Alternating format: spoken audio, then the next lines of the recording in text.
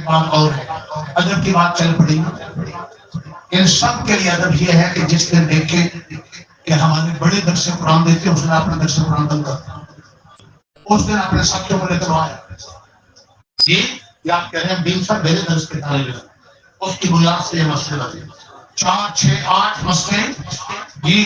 بابا محمد حسین جو تھا نا ولی عمران کا والد، وہ طالب علم بنا تھا مولوی صاحب مدرسے کا ہے، اور وہ طالب علم بنا تھا تو مدرسے مسجد کا مجھے یاد ہے یہ صدیق صاحب مسجد عمر فاروق میں یاد تاری عمر فاروق صاحب ہے۔ تو ادب کیا ہے؟ ادب کیا ہے؟ قرآن کا درس اور قرآن کی تعلیم، نبی پاک کی سنت، مسجد مدرسے گھر انبیاء کی، لیکن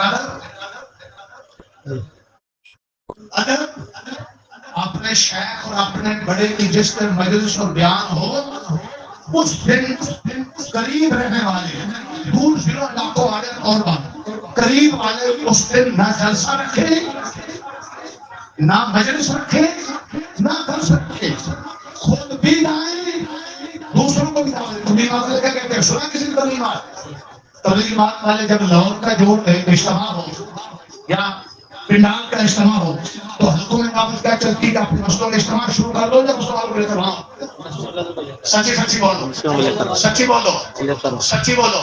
میرے حضرت شیخ صوفی صاحب جمعے کے دن عصر کے بعد مجلس کرتے تھے اور میں جامعہ ریونٹ کا اجتماع ہوتا اس میں شرکت کے لیے جاتا تو میں پاس سے ایسے نہیں گزرتا، میں سمجھتا تھا کہ میرے دل پہ چوٹ لگ رہی، میں پہلے حضرت کی مجلس میں جاتا تھا، حضرت کی زیارت نصیحت لے کر پھر حضرت کی اجازت اور دعا سے اجتماع لیا، اور زندگی 28 سال میں حضرت کے جمعے کے دن کی مجلس کے مقابلے میں نہ کسی کو جلسے کا ٹائم دیتا تھا، نہ کسی کے جلسے میں شریک ہوتا تھا، میں جام سارے شہر میں کرتا تھا، نہ تو دن کسی کو جام کے لیے دیتا تھا، نہ اس دن اس وقت میں اپنے آپ کو جلسہ رکھتا۔ یہ کیا ہے؟ بولو یہ کیا ہے؟ بولو کیا ہے؟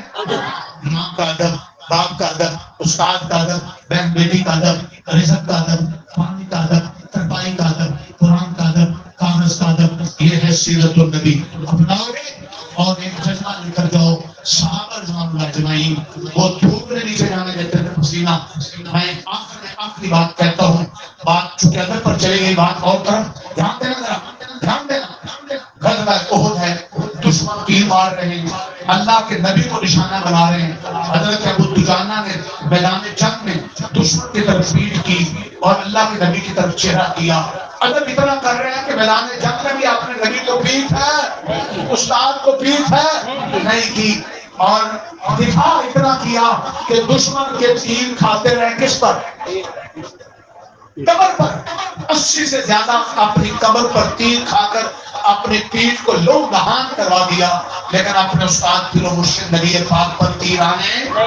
حضرت ابو طلحہ دشمن تیر مار رہا ہے، حضور کھائی میں گر گئے، زخمی تھے نکلے، حضرت ابو طلحہ کی گدھا کے سہارا لے کر دشمن نے تیر برسائے، آگے ہاتھ کر دیا۔ 80 سے زیادہ تیر کھائے کس پر؟ پیٹھ پر، اپنے بازو پر، اور حضور پر تیر نہیں آنے دیا۔ کیا کہا حضور پاک نے؟ یہ میرے اور آپ کے لیے سبق ہے۔ فرمایا طلحہ تیرے لیے جنت واجب ہے، طلحہ تیرے لیے جنت واجب ہے اور میری شفاعت بھی واجب ہے۔ سارے ارادہ کر لو، اگر ہم اپنی جان مال وقت سے اپنے نبی کی دین کی، حدیث کی، سنت کی، ختم نبوت کی، ناموس کی حفاظت کریں گے تو یاد رکھ لو شفاعت بھی واجب، جنت بھی واجب۔ چاہتے ہو انشاءاللہ؟ ارادہ ہے؟ ارادہ ہے؟ تھک گئے ہوں گے بہت زیادہ۔ فیضی صاحب آج آپ کس کے لیے کھڑے ہوئے؟ اللہ اور اللہ کے دین کے لیے۔ آپ کو تھوڑی دیر کھڑا ہونا پڑا، آپ کو کھڑا ہونا پڑا۔ میں نے لوگوں کو کیوں کھڑا کیا؟ تاکہ اللہ رسول کی بات آپس کی باتوں میں نہ چلی جائے، ادب سے آپ سن لیں اور آپ کے ذہنوں میں بیٹھ جائے۔ میرا بیان جن کو سمجھ آیا وہ ہاتھ کھڑا کر۔ سچی سچی بچے بوڑھے تو مشکل جواب تو نہیں کر دیا میں نے؟ آیا سمجھ؟